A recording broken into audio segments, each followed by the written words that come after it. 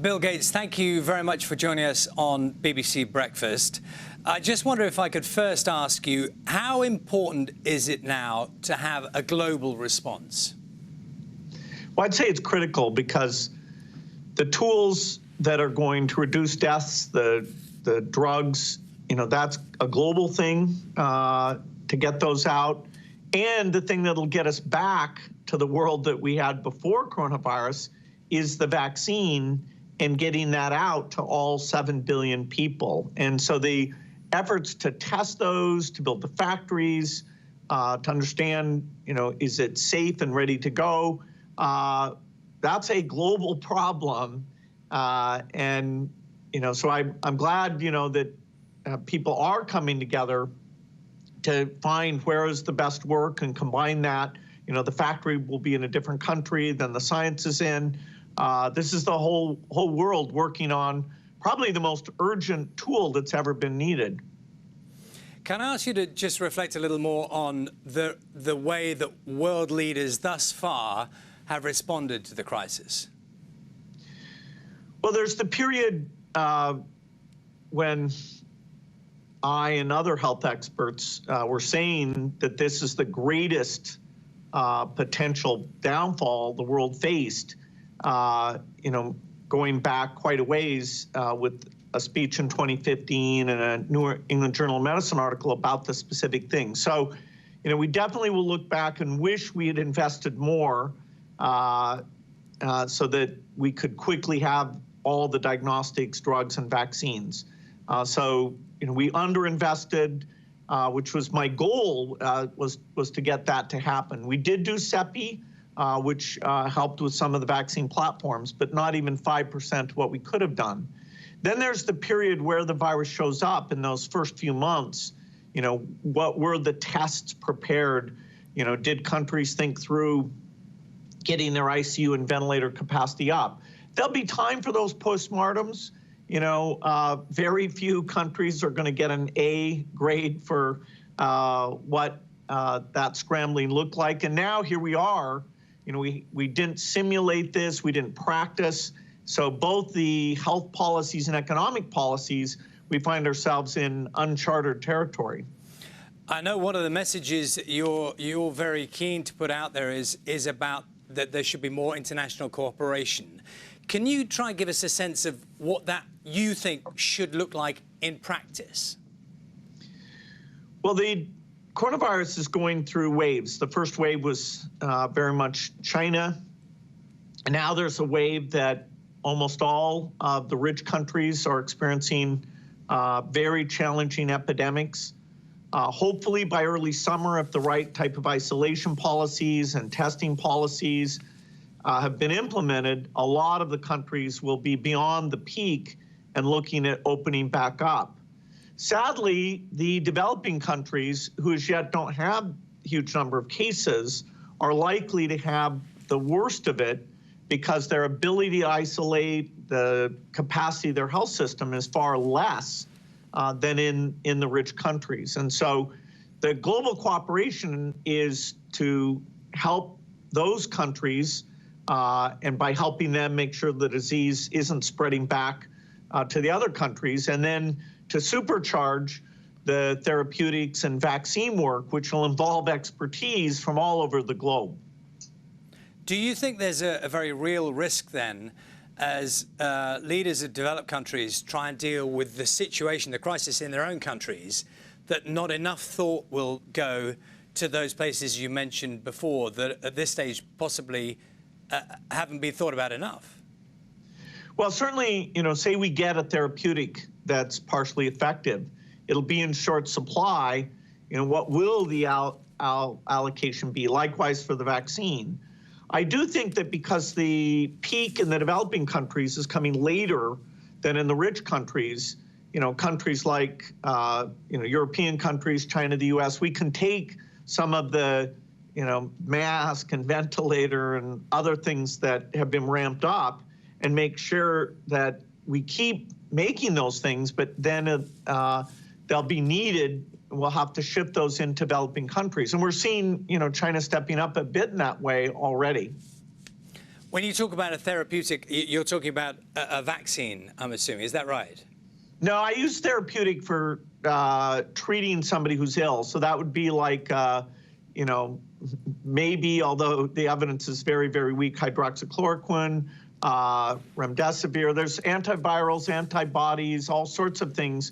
The foundation created the Therapeutics Accelerator that's looking literally at thousands of things that you would give, that you treat somebody. That is only after you get sick. And of course, the vaccine is a protective to prevent you from getting sick. Now, can I ask you, in relation to the vaccine, I know that you've donated a sum of money in relation to that. Just talk me through what do you think are the key elements around developing a successful vaccine? Is it money? Is it political will? What do you think are the key elements to that? Well, we definitely need to fund the research and the manufacturing and the distribution. The distribution piece for developing countries will be Gavi, where the UK has always been super generous on that. The research will need to fund about the 10 most promising constructs, because we won't know in advance which one will prove to be safe and effective. And being effective for older people whose immune system is weak is a huge challenge. If you really amp up the vaccine to do that, then you can run into safety issues. So we're going to have to take something that usually takes 5 or 6 years and get it done in 18 months.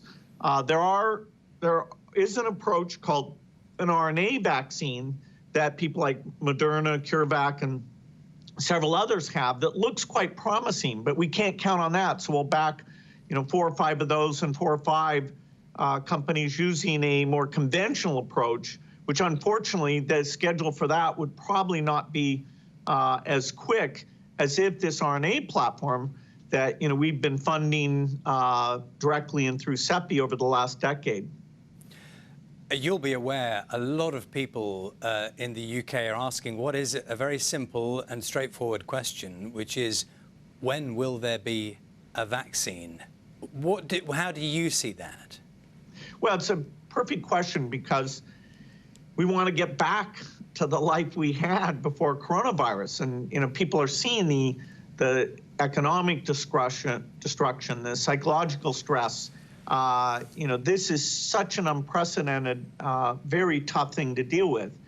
The people like myself and Tony Fauci are saying 18 months. If everything went perfectly, we could do slightly better than that. But there will be a trade-off. We'll have less safety testing than we typically would have. And so governments will have to decide, do they indemnify the companies and really say, let's go out with this when we just don't have the time to do what we normally do. So 18 months is about what we'd expect. We're doing everything we can. We'll write checks for those factories faster than governments can, and they'll come along. It definitely shouldn't be money limited. It should be, all the best constructs, full speed ahead, science limited. As I understand it then from what you're saying is that it may be that there needs to be some compromise in some of the safety measures that would normally be expected to create a vaccine, because time is so crucial. Well, of course, if you want to wait and see if a side effect shows up 2 years later, that takes 2 years. So whenever you're acting quickly, like during the HIV crisis, they created a quick way of getting drug approval. There is a trade-off there. In that case, it worked super, super well. And here, we will, I think, be able to get some safety indications, but this is a public good. And so, those trade-offs, the governments working on a cooperative basis will be involved in the decision to say, hey, the regulator says go ahead, even though you haven't taken the normal time period. Do you think world leaders now are listening in a way they didn't out of necessity, bearing in mind, and I know you referenced it before, 2015 you gave one of those TED Talks, and if people go back and listen to it now, it was extraordinarily close to what is happening now. You were talking about the real risk of a pandemic across the world. Did you feel like you were listened to then? No. The investments that could have been done so that diagnostics would have been essentially immediately available, drugs in less than half the time, the vaccine in less than half the time. Most of those investments were not made. Now, CEPI is the exception to that, but that's about 5% of what could have been done.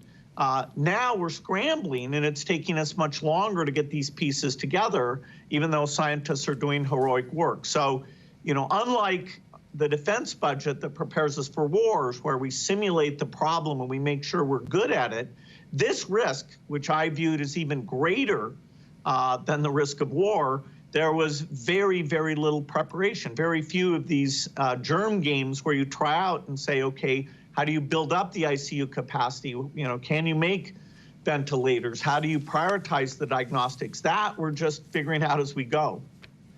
Do you think that, was that, do you think, partly a financial decision, that it wasn't deemed to be worth investing that money in something that maybe other people didn't see as clearly as you? Well, it's got to be governments, because there's no private sector incentive for something that's uncertain like this. And even when it happens, you have to charge mostly a break-even price for things that are helping out with a global crisis like this. So, people still saw war as something to fund. In the less than 10% of that would have been needed for this, people just didn't organize their government to have that function. I do think now, because this has been so dramatic, we weren't ready for this pandemic, but I do think we will be ready for the next pandemic, and using the new tools of science, that's very, very doable. Well, that really was my next question. I mean, given what you said in 2015, and you were very clear, people didn't listen. Are you optimistic that now, and obviously we need to get out of the immediate situation, but there will be a different mindset around the fears around viruses and pandemics? Yeah, your speed of reaction is so crucial here, because it grows exponentially. If you're there 2 months earlier, which some countries jumped on this faster than others, they really were checking to see if there was community spread. They got the diagnostics capacity up quickly. But, we should be able to have diagnostics within a month. We should be able to have therapeutics in more like 4 months, and a vaccine less than a year, if we're on standby with the right factories and the right science. And we should have rehearsed how we deal with all these shortages, with working together. So a really good system for seeing this early and making sure we jump on it before the curve gets to a meaningful part of the population, that is achievable. I know you reflected for a moment on this earlier on in the interview, and it is inevitable that here in the UK we ask our politicians questions about the way they've reacted, and to a degree it's inevitable that that thought process will be something that happens in the future that we look back on. I mean, can you sort of talk us through what you see from what's happened so far? Well, a big missing piece is that funding the research for these type of vaccines. Actually our foundation is the biggest funder of vaccines for infectious disease. There could have been more. CEPI is the one thing that did happen there. And, now the next phase is, once we get the cases way down, how much can we open up? And that now there is an opportunity for governments to see what others are doing, to see which ones do run into a rebound of the disease, and really share these deep understandings. Like, are young people part of the infection chain? So I do think we will deal with this opening up phase in a more collaborative, data-driven way than the first scramble, where sadly, many governments were slow to react. Can I just ask you finally, on a personal note? I mean, one of the things that we've all become very aware of is viruses know no boundaries, and everyone is affected. We are all human beings. And I just wonder, for you, yourself, looking at what's happening around the world, and also literally in a personal sense, with your friends and family, when How has it been for you? Well, I think everyone's life is completely disrupted. You know, your normal pattern of go to meetings, watch sports events. This thing, in my lifetime, this is the most dramatic thing. And, so now we're having to think through how do we rise to the occasion, get the scientists working together. I'm doing video meetings. I hardly see people at all. I ask myself every morning, did this really happen? And even though I worried about it, I still find it shocking how tough it is and how hard it's going to be to get back to the normal life that we had before. On that note, and on that note of normal, do you think things will go back to normal, or is that all changed? No, once you have a safe and effective vaccine and get that out to almost all of the people on the planet and build the preparatory systems for the next pandemic so you can nip it in the bud, we will go back to normal and economies will recover. But we have multiple stages to go through in terms of until we have that, how much can we open up? How do we help the developing countries? But the economy eventually will go back to where it was. And innovation will help us not be at such a risk in the years after that. Bill Gates, very good to speak to you. Thank you very much for your time. Thank you.